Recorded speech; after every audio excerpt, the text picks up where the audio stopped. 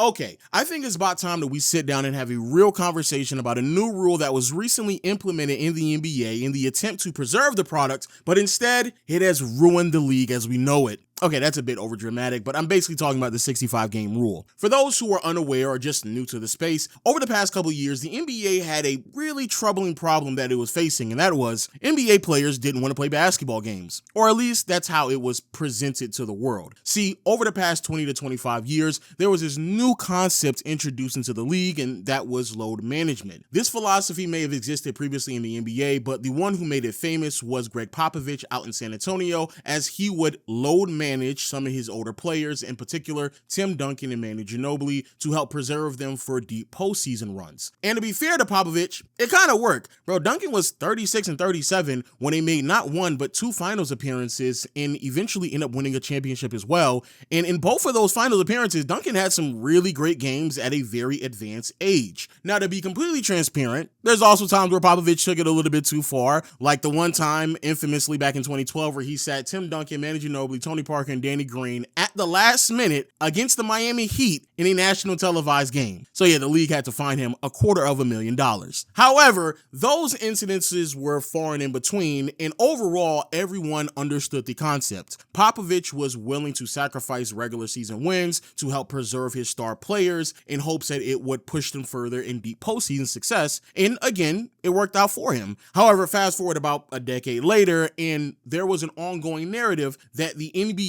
and the new players took it a tad bit too far. Players were missing more games, in particular national televised games that of course would then drop ratings, and overall the product just wasn't the same. And so in the attempt to address this concern, the NBA implemented a new rule. You must play 65 games in the NBA season to qualify for in-season awards such as MVP, DPOY, All-NBA selections, etc., etc. Now, at first, this new rule received raving reviews. Everyone assumed that this was going to address one of the major concerns that was really hurting the NBA. But fast forward to where we are right now, and I don't necessarily know if this really addressed the concerns rather than presenting more problems. Now, in theory, this all makes sense. You force NBA players to play a certain amount of games. Once they cross that threshold, they are now qualified to win certain awards. But more importantly, due to another rule that was also introduced recently, certain awards would then also qualify a player to receive more money beyond just a regular max, which is a supermax contract. So not only are these players incentivized to play more games so they can win MVP, DPOY, make an All-NBA selection, but also that can then translate to them receiving even more money. But I don't necessarily believe it was that simple, because here we are now in 2025 and players are still missing basketball games. Now, before I get into the list of names that I want to highlight, let's make sure they were both on the same page. If there's 82 games in the regular season and the threshold is set at 65 games, this means that players can miss no more than 17 games. Now, to be fair, of these lists of names that I'm going to talk about, some of them are injury prone, so their load does need to be managed. Players such as Kawhi, Joel Embiid, and Zion Williamson. Kawhi has already missed 10 games so far this season, while Embiid and Zion have already missed a whopping 14 games. Then you have some of the older players who are 35 and up who are going to miss games either dealing with nagging injuries and it takes them a little bit longer to recover from said injuries, or they may just be out due to rest. Players such as Paul George and LeBron have already missed roughly 15 games to start the season, and then you have Curry, who hasn't been sidelined that many games, only been out for 8. However, he's dealing with a quad injury as we speak, and it's not clear on when he's going to return. However, let's put those names aside. I'll certainly get back to the first subsection because there's a lot that I want to say about them, but more importantly, what about the players who are playing at their absolute best, peaking and ascending in their early 20s or even 30s?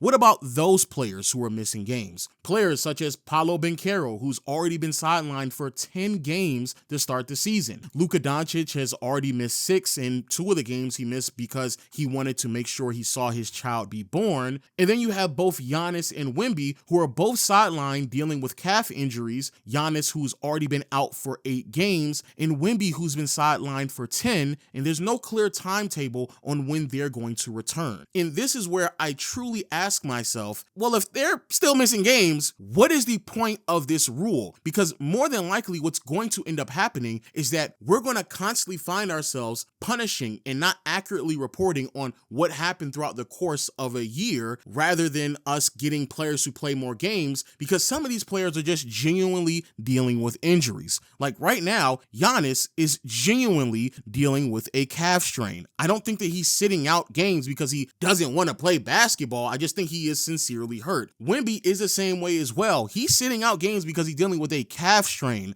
Like I don't necessarily think that he doesn't want to play basketball games. I think the Spurs and Wemby are being very precautious on what exactly could happen if he plays through that calf strain, which then gets to the bigger picture here, and that is watching players like Dame, Tatum, and Hallie fight and play through injuries, and the result of them doing so contributed to them tearing their Achilles. I'm sorry, I just don't understand the premise of this rule if, again, players are still erring on the side of caution. I genuinely have to ask the question, like, what is the point? Halliburton is the perfect example of a player fighting through injuries, trying to play as many games as possible, and even doing so subsequently, his overall play dropping in the process, and all of that resulted in his body not being able to hold up throughout an entire postseason run. And now, unfortunately, not only did he tear his Achilles in a Game 7 of the NBA Finals, which is by far the worst time that could ever happen, but also he's now out for an entire year. Tatum is the same way as well. And so when you consistently see that happening, especially when the telltale sign that led up to the Achilles tear was a calf strain, anytime that happens, of course, players are going to side, hey, I'm going to sit out. Organizations, coaches, everyone is going to side on that side of the decision. So what again is the purpose behind this? And then this also takes me to a much broader lens, and I have to ask this question to many of you all. Since they've changed the rules, and ask yourself this question very seriously, since they implemented this rule and they changed it, what players that had been out previously before that we're now all of a sudden see play more games just because now they're forced to play basketball games? Like what players did this apply to? What players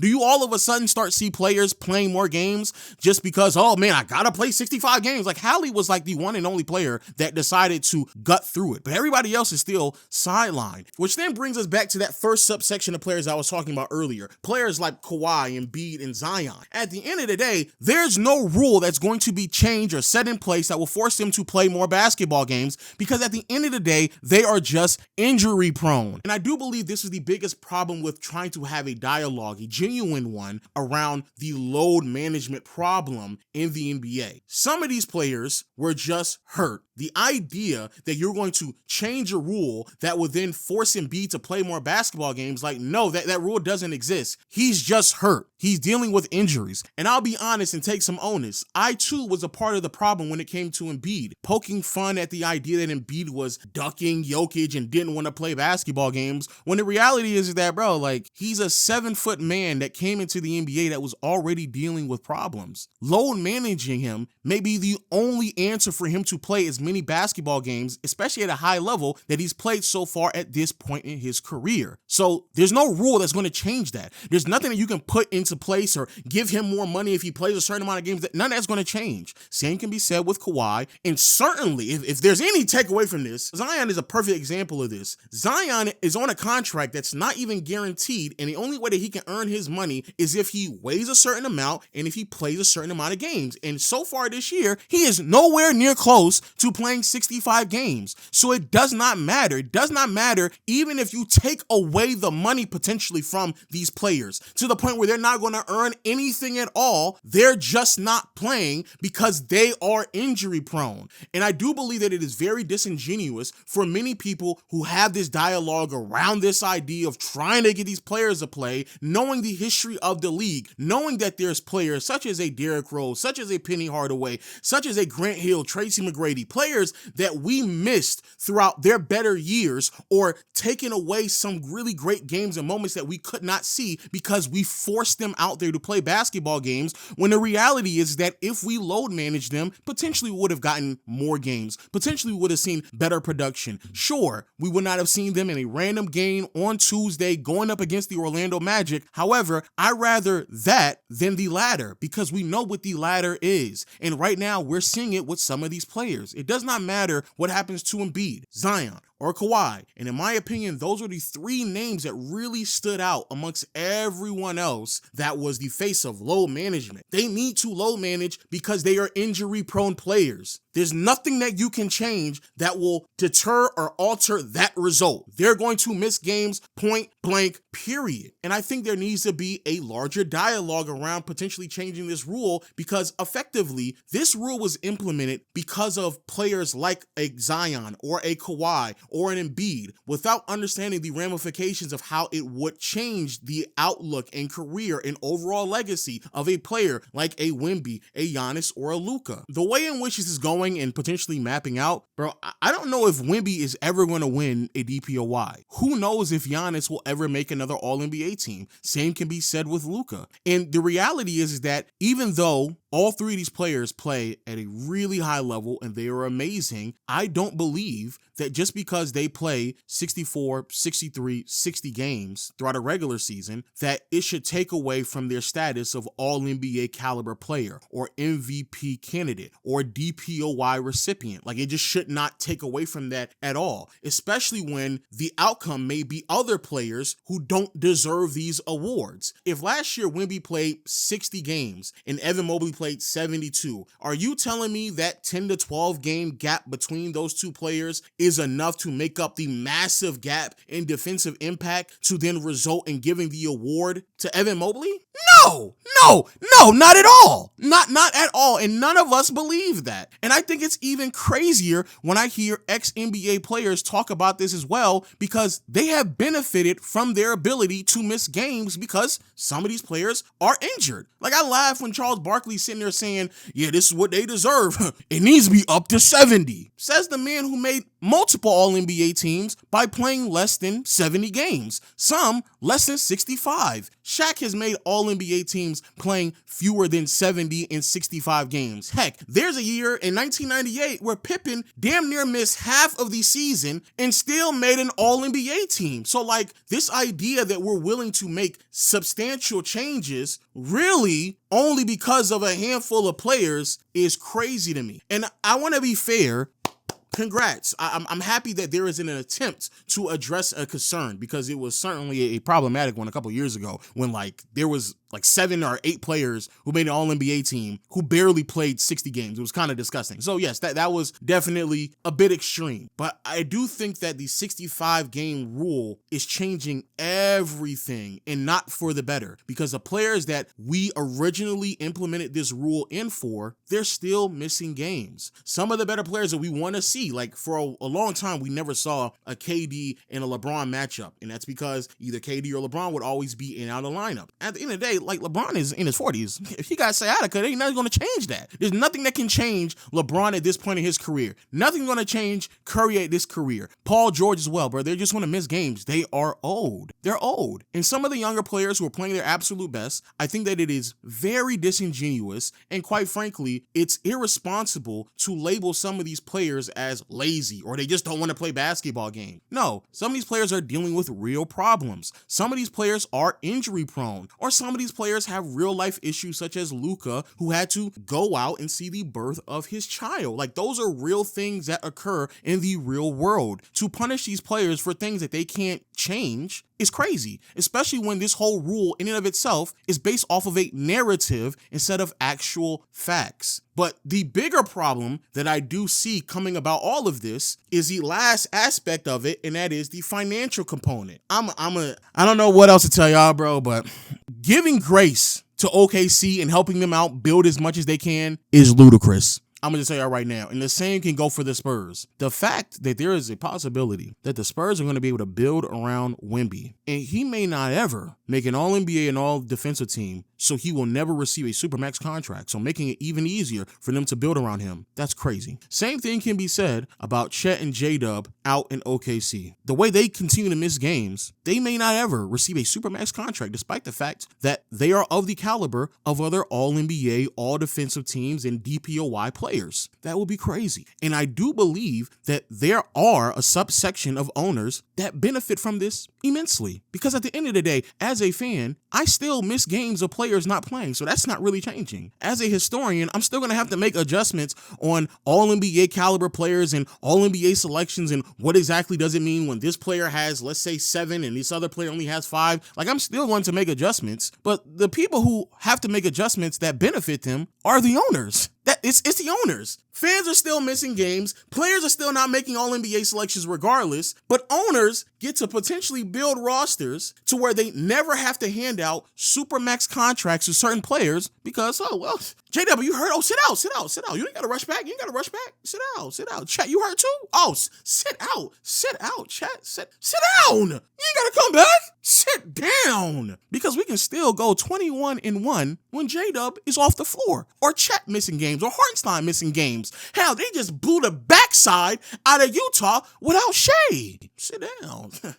We can keep building these teams without having to pay y'all the money that you really deserve. Oh, sit down. Yes. So who wins here? I don't think that the 65 game rule really addressed the concerns that people thought it was going to address. I applaud the attempt. I really do. I love the fact that in some capacity, Adam Silver was thinking outside the box. All understandable. But I personally believe that a 65 game threshold should be left up to the voters. How valuable it is on how many games a player is or is not available, that should be left up to the voters. But at the end of the day, if we're still missing games of Kawhi, Zion, Embiid, and even when some of these players are playing, it's getting kind of shaky. Ayo, Embiid, that game against the Lakers, you might as well just sat out because that was disgusting. You might as well sit out. It don't even really matter anymore at that point. But if you're still not playing games, Ja, Trey, LaMelo, they not playing games. Curry, LeBron, they ain't playing games. PG ain't playing games. Like, there's a bunch of players. Giannis, Wemby, Luka, Paolo. Like, if all these players are still missing games, then what are we talking about right now? Like, what are we really doing? Also, I just think this is another attempt to be overly negative instead of looking at the positives, because there are several players in the NBA that are available, healthy, and ready to go, and also make consistent deep postseason runs. Up until last year with Tatum, right, he's consistently available. Those Celtic teams are consistently making deep postseason runs. He's always playing like 70 plus games. Shout out to Jaylen Brown. He's also in that same umbrella. Anthony Edwards fit that bill as well. Jokic also fits that bill. I think Shea is about to go on a run where he's consistently playing games. Like, there are several players, really great players, that are healthy, available, and then postseason comes, they're playing basketball games